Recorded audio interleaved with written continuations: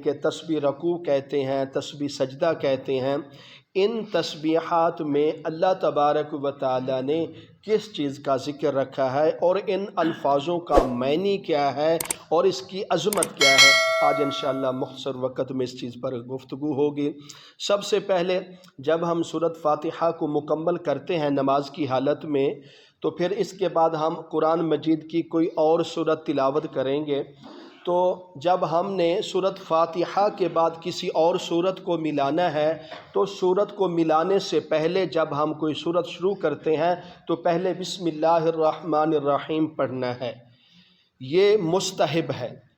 اگر کوئی غلطی کی وجہ سے بھول گیا ہے، بسم اللہ نہیں پڑھ سکا، یعنی کہ اور کوئی اور صورت ملانے سے پہلے کسی کو بسم اللہ یاد نہیں تھی، تو وہ گناہ گار نہیں ہوگا۔ اگر کوئی جان بوجھ کر بسم اللہ نہیں پڑھے گا تو پھر وہ گناہ گار ہوگا، کیونکہ سورۃ فاتحہ سے پہلے بسم اللہ پڑھنا سنت ہے، اور سورۃ فاتحہ کے بعد اگر کوئی اور سورت ملا کر ملانی ہے تو پھر دوسری سورت سے پہلے بسم اللہ پڑھنا یہ مستحب کام ہے۔ ہاں اگر کوئی آپ ایسی یعنی کہ بڑی صورت میں چند آیت مبارکہ یعنی کہ تلاوت کر رہے ہیں، اگر وہ اس صورت کے درمیان میں آپ 2 3 4 آیتیں تلاوت کرتے ہیں تو اس وقت اگر آپ نے بسم اللہ نہیں پڑھی تو پھر بھی آپ کی نماز ادا ہو جائے گی۔ ہاں اگر آپ کوئی چھوٹی صورت یعنی کہ شروع کر رہے ہیں سورۃ فاتحہ کے بعد، پھر آپ کو یعنی کہ چاہیے کہ اگلی صورت شروع کرنے سے پہلے بسم اللہ ضرور پڑھ لینی چاہیے۔ اس کے بعد جب آپ قرات مکمل کریں گے تو پھر آپ نے کیا کرنا ہے، آپ نے اللہ اکبر کہہ کے یعنی کہ تکبیر کہہ کر اور رکوع میں چلے جانا ہے۔ جب آپ رکوع میں جائیں گے، رکوع والی تسبیح یہ کیا ہے، اس کو ہم یعنی کہ اس انداز سے پڑھیں گے کہ جس کا لفظ یہ ہے کہ سبحان ربی العظیم، اس کو 3 مرتبہ پڑھنا ہے، 3 مرتبہ ہر نمازی پڑھے گا۔ یعنی کہ اگر آپ امام کے پیچھے نماز پڑھ رہے ہیں تو یہ 3 مرتبہ تسبیح پڑھیں گے، سبحان ربی العظیم۔ اگر آپ اکیلی نماز پڑھ رہے ہیں، کوئی سنت نفل یا کوئی ایسا کہ یعنی اکیلی نماز پڑھ رہے ہیں، تو اکیلی نماز میں آپ کو 3 سے زیادہ پڑھنے کی بھی اجازت ہے، لیکن طاق میں پڑھیں، 3 مرتبہ پڑھ لیں، 5 مرتبہ پڑھ لیں، 7 مرتبہ پڑھ لیں، 9 مرتبہ، 11 مرتبہ، جتنی مرتبہ آپ تسبیحات کو پڑھنا چاہتے ہیں پڑھ سکتے ہیں، لیکن شرط ہے کہ وہ آپ اکیلی نماز پڑھ رہے ہوں۔ جب آپ امام کے پیچھے نماز پڑھ رہے ہیں تو امام کے پیچھے نماز کی حالت میں صرف اور صرف آپ 3 مرتبہ ان تسبیحات کو پڑھنا ہے، سبحان ربی العظیم۔ اور اس کا معنی کیا ہے، تو اس میں فرمایا گیا پاک ہے میرا پروردگار عظمت والا، اللہ اکبر، اس میں پاکی بیان ہو رہی ہے۔ سبحان کا معنی پاک ہے وہ ذات، میرا پروردگار، سبحان ربی، میرا رب، میرا پروردگار، العظیم، بڑی عظمت والا۔ اگر اس کائنات میں کسی کی عظمت ہے، کسی کا مقام ہے، کسی کی شان ہے تو وہ اللہ کی ہے۔ اگر کوئی تعریف کے قابل ہے، مرتبے کے قابل ہے، شان کے قابل ہے، وہ اللہ ہی کی ذات ہے۔ دیکھ لیں آپ رکوع کی حالت میں کھڑے ہیں تو آپ رکوع کی حالت میں جھکے ہوئے ہیں، اپنی کمر کو ٹیڑھا کیا ہوا ہے، آپ زمین کو دیکھ رہے ہیں، تو فرمایا گیا آپ اس حالت میں جب اللہ کی تعریف کریں گے، اللہ کی حمد بیان کریں گے اور اس تسبیح کو پڑھیں گے سبحان ربی العظیم پر، ان جملوں میں اتنی اللہ تعالیٰ کی پاکیزگی اور شان بیان کی گئی ہے کہ فرمایا جب کوئی مومن بندہ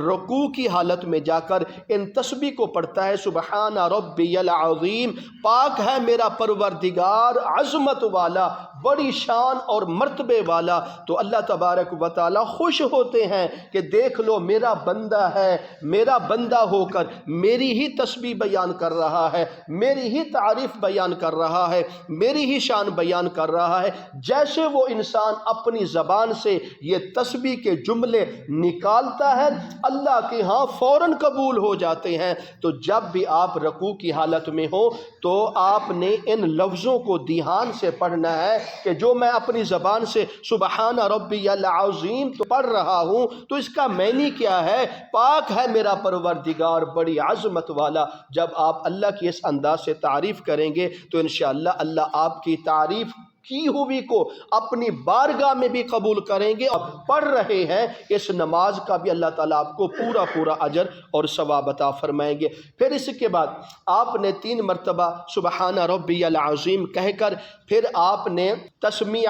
یعنی جماعت کی حالت میں ہے تو آپ امام کے پیچھے نماز پڑھ رہے ہیں، جیسے امام کھڑا ہوگا تو آپ بھی اس کے ساتھ کھڑے ہو جائیں گے۔ فرمایا کہ سمی اللہ لمن حمیدہ امام کہے گا، پھر مقتدی کیا پڑھیں گے؟ ربنا لک الحمد۔ صرف آپ نے ربنا لک الحمد مقتدیوں نے پڑھنا ہے، امام یعنی کہ پڑھے گا سمی اللہ لمن حمیدہ، مقتدی پڑھے گا ربنا لک الحمد۔ اس تسبیح میں یعنی کہ اگر آپ یعنی اکیلی نماز پڑھ رہے ہیں، کوئی سنت نفل کوئی چیز پڑھ رہے ہیں تو پھر اس پر آپ کو دونوں پڑھنی ہوگی۔ رکوع کی حالت میں ہے، رکوع کی تسبیحوں کو مکمل کرنے کے بعد پھر آپ پڑھیں گے سمی اللہ لمن حمیدہ، رکوع سے کھڑے ہو جائیں گے، پھر آپ دوبارہ ہی کہیں گے ربنا لک الحمد، آپ خود پڑھیں گے یہ دونوں تسبیح۔ اگر امام کے پیچھے نماز میں ہیں تو پھر آپ نے سمی اللہ لمن حمیدہ امام پڑھے گا، ربنا لک الحمد مقتدی پڑھے گا۔ اب اس پر یعنی کہ جو ہم تسمیع پڑھتے ہیں سمی اللہ لمن حمیدہ، اس میں کیا چیز ہے؟ تو اس کا مفہوم یہ ہے کہ سمی اللہ لمن حمیدہ، اللہ نے اس بندے کی بات کو قبول کر لیا جس نے اس کی تعریف کی ہے۔ دیکھ لیں سمی اللہ لمن حمیدہ، اللہ نے اس بندے کی بات کو قبول کر لیا۔ کیا بات ہے؟ اب بتائیں نماز میں انسان کیا بات کرتا ہے؟ وہ اللہ تعالیٰ کی یعنی کہ تسبیح بیان کر رہا ہے، اللہ کی حمد بیان کر رہا ہے، اللہ کی تعریف بیان کر رہا ہے۔ تو فرمایا جب آپ یعنی کہ رکوع سے یعنی کہ سبحان ربی العظیم پڑھ کر یعنی کہ سمی اللہ لمن حمیدہ پڑھتے ہیں تو اس جملے میں فرمایا گیا سمی اللہ لمن حمیدہ کہ اللہ نے اس بندے کی بات کو قبول کر لیا، بات کو مان لیا، کس کی؟ جس نے اس رب کی تعریف کی ہے۔ آپ جب بھی یعنی کہ سبحان ربی العظیم پڑھیں گے تو آپ کی اس تعریف کو اللہ فوراً قبول کر لیں گے۔ تو فرمایا گیا سمی اللہ لمن حمیدہ، اللہ نے اس بندے کی اس بات کو قبول کر لیا جس نے اس رب کی تعریف کی ہے۔ تو اس کے بعد آگے فرمایا گیا، آگے آتی ہے تمحید، جس کو کہتے ہیں ربنا لک الحمد۔ اس میں کیا ہے؟ اس میں علماء فرماتے ہیں اس ربنا لک الحمد کے سے یہ بنتا ہے اے ہمارے پروردگار، اے ہمارے پروردگار تیری تمام تعریفیں ہیں۔ ربنا لک الحمد، اے ہمارے پروردگار تیری تمام تعریفیں ہیں، اس کائنات میں آپ کی تعریف، دنیا میں آپ کی تعریف، جتنے عالم اللہ نے بنائے ہیں تمام عالموں میں، تمام دنیا کے خطے خطے میں، درختوں کے پتوں پر، مچھروں کے پروں پر، اور یعنی کہ پرندوں کی چہچہک پر، رات کے ریت کے ذرات پر، رات کے سناٹے پر، دن کی روشنی پر اور دن کے اجالے پر، انسان کی زبان پر، پرندوں کی زبان پر، جو کچھ بھی ہو رہا ہے یہ سب اللہ کی تعریف ہی ہو رہی ہے، کیونکہ تعریف کے قابل صرف اللہ ہی کی ذات ہے۔ اس کے بعد آپ صلی اللہ علیہ وسلم کا مقام ہے، پھر حضور صلی اللہ علیہ وسلم کے بعد تمام انبیاء علیہ الصلوۃ والسلام کا مقام ہے۔ تو اس تسبیح کو کہتے ہیں یعنی کہ تحمید پڑھنا، ربنا لک الحمد، کہ اے پروردگار تیری ہی تمام تعریفیں ہیں۔ جب انسان ربنا لک الحمد پڑھ لیتا ہے تو پھر اس کے بعد اس کو سجدے میں جانا ہوتا ہے۔ جب وہ سجدے میں جائے گا، سجدے میں اللہ اکبر کہہ کر اب سجدے میں چلا جائے گا۔ سجدے کی تسبیح ہے، سجدے کی تسبیح جس کو ہم پڑھتے ہیں سبحان ربی الاعلی، سبحان ربی الاعلی، پاک ہے میرا پروردگار جو بڑا عالی شان ہے۔ کتنی آپ اللہ کی تعریف کر رہے ہیں، سبحان اللہ، ان جملوں میں کتنی بڑی فضیلت ہے۔ سبحان ربی الاعلی کہ پاک ہے میرا پروردگار جو بڑا عالی شان ہے۔ اس کائنات میں اگر پھر وہی اللہ کی شان بیان ہو رہی ہے، اس کائنات میں اگر کسی ہستی کی شان ہے تو وہ صرف اور صرف اللہ ہی کی ذات ہے۔ تو پھر جس وقت انسان سجدے کی حالت میں، دیکھ لیں انسان مالدار ہے، انسان چودھری ہے، انسان وزیر اعظم ہے، انسان بڑے عہدے والا ہے، بڑی چدراہٹ والا ہے، لوگ اس کی بڑی عزت کرتے ہیں، بڑا احترام کرتے ہیں، لیکن جب انسان یہ اللہ کے حضور جھکتا ہے تو اپنی ناک کو زمین پر رگڑتا ہے، اپنی پیشانی کو زمین پر رگڑتا ہے، اور رگڑنے کے بعد اپنی زبان سے اقرار کر رہا ہے سبحان ربی الاعلی، سبحان ربی الاعلی۔ اے پروردگار، لوگ مجھے جو مرضی کہیں، لوگ مجھے امام کہیں، خطیب کہیں، بڑا عالم کہیں، بڑا علامہ کہیں، بڑا چودھری کہیں، بڑا سیٹھ کہیں، بڑا مالدار کہیں، بڑی دنیا عزت کرنے والی ہو، لیکن پروردگار وہ دنیا کے سامنے ہے، میرا کوئی مقام نہیں، میری کوئی حیثیت نہیں، میری کوئی یعنی کہ میں اس مقام سے قابل نہیں کہ دنیا میری عزت کرے، لیکن پروردگار دنیا مجھے جو بھی کہتی ہے، لیکن میں نے آپ کے سامنے اپنی ناک اور اپنی پیشانی کو رگڑ دیا ہے۔ دنیا میری جتنی تعریف کرے مجھے اس کی ضرورت نہیں پروردگار، میں آپ کی تعریف کر رہا ہوں سبحان ربی الاعلی،